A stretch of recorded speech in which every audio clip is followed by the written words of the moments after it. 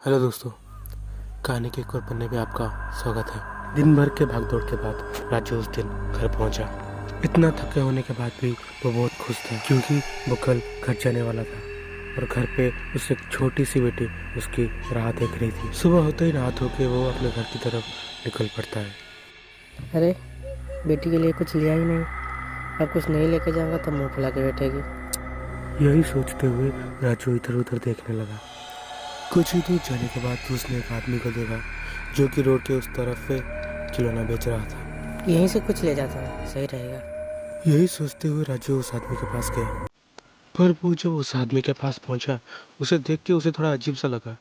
उस आदमी का उम्र करीब 50 के आसपास होगा।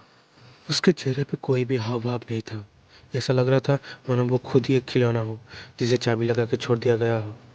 झिझकते हुए राजू ने उस आदमी से पूछा, अब भाई साहब ये कितने का? 20 रुपए। उस आदमी ने जवाब दिया। क्या 20 रुपए?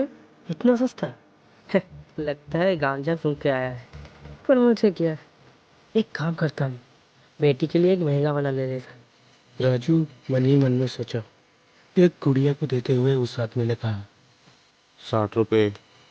राजू वो गुड़िया लेके वहां से निकलने ही वाला था कि उस आदमी ने पीछे से कहा, आपका दिन अच्छे से गुजरे। ये देख के राजू को बहुत ही अजीब लगा क्योंकि वो एक अलग ख्याल में था, तो उस बात को उसने नज़रअंदाज कर दिया। घर पहुंचते ही उसकी बेटी भागते हुए आई और उसके गले से लग गई। अपने बेटी की गालों पे हल्का सा पप्पी करते हुए उसने कहा, देखो बेटा, हम आपके लिए क्या लाए हैं।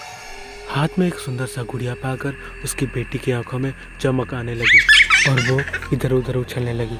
वो उस गुड़िया के साथ दिन भर खेलने लगी। रात में सोते वक्त उसके हाथों से राजू खिलौना लेते हुए कहा, बेटा ये सोने का टाइम है, सो जाओ। ये कहते हुए उसने कंबल ओढ़ दी और स्विच बंद करते हुए बाहर आ गया। किसी आवाज के चलते राजू की बीवी की नींद खुल गई। अब जरा उठना। रितु बुलाने लगी। क्योंकि राजू बहुत गहरी नींद में था तो वो उठा ही नहीं। रितु ने जब ध्यान से सुना उसे पता चला कि वो आवाज़ उसके बेटी के रूम से आ रही थी। रितु आवाज़ का पीछा करते हुए जब वहाँ पर पहुंची तो उसने देखा कि उसकी बेटी आधी रात में उठकर उस गुड़िया के साथ खेल रही है।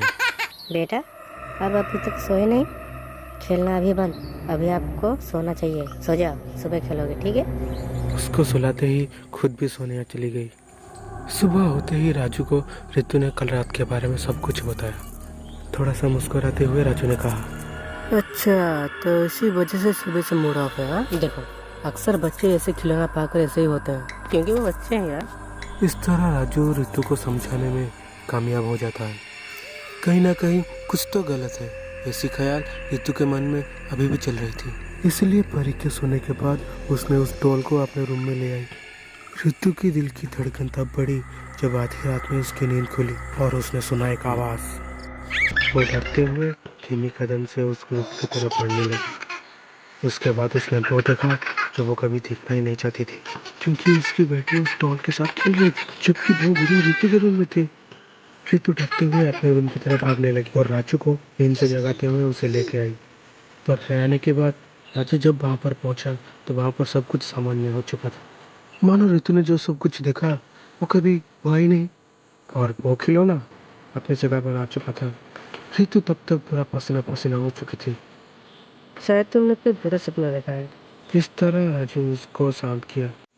सुबह पेपर पढ़ते हुए राजू की नजर उसकी बेटी पे पड़ी तो वो भागते हुए अपनी बेटी के पास गया और उसे गोद में उठाते हुए कहा, बेटा आपके गालों में ये घाव कैसे?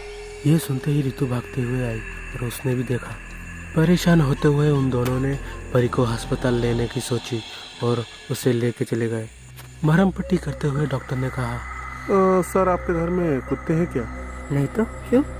क्योंकि ये जो निशान है ना किसी के नाखून का है। ये सुनकर दोनों बहुत ही हैरान हो चुके थे क्योंकि सिर्फ घर ही नहीं उनके आसपास भी कोई कुत्ते नहीं रहते थे। हैरान करने वाली बात तो ये थी कि परी तो रात तक ठीक थी और इतनी सुबह दरवाजा खुला भी नहीं था, तो फिर कोई जानवर अंदर आ ही नहीं सकता। तो ऐसा कैसे हो सकता है? अस्पताल से आने के बाद किसी काम के चलते राजू घर से निकल गया। रितु अपनी बेटी को सुला के किचन में जाने ही वाली थी तो उसकी नज़र पड़ी उस गुड़िया पे। उसके बाद उसने जो देखा वो देखते उसकी आंखें फटी की फटी रह गई। क्योंकि उस गुड़िया के हाथों में खून लगा हुआ था और रितु को यह समझने में देर नहीं लगी कि वो खून किसका था। इस सब के बाद क्या रितु कुछ कर पाएगी?